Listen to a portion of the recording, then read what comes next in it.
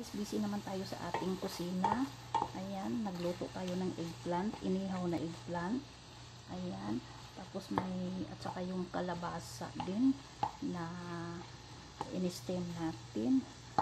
Tapos, ayan, hinalo natin yan. Nagisa muna tayo ng kamatis at sibuyas bombay. Ayan siya guys. Ayan. Isang buong bawang ang nilagay pag niluto natin sa oven. Ayan. Tapos dinurog natin ang eggplant at yung kalabasa at nilagay dyan. Tapos yan, ginisa natin. Lagyan natin ng kamatis, bawang, sibuyas bombay at yung ingredient at asin.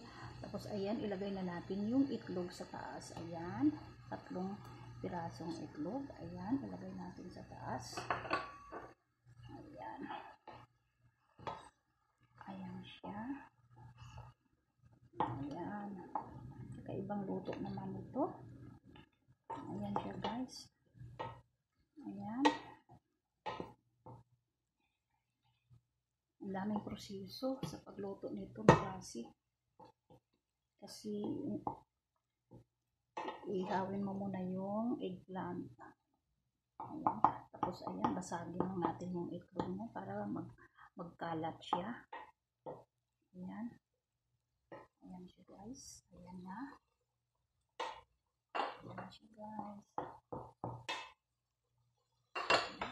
Tapos lagyan natin ng ayan sa taas. Ayan. Ang dekorasyon naman yan siya guys. Ayan. Ayan yung ating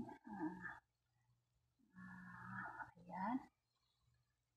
Ayan na siya guys. Tapos hintayin na maluto. Takipan natin. Ayan. So ayan lang po. Maraming salamat sa pagpapanood. Ayan, hintayin natin na maluto yan. Ayan. So, maraming salamat.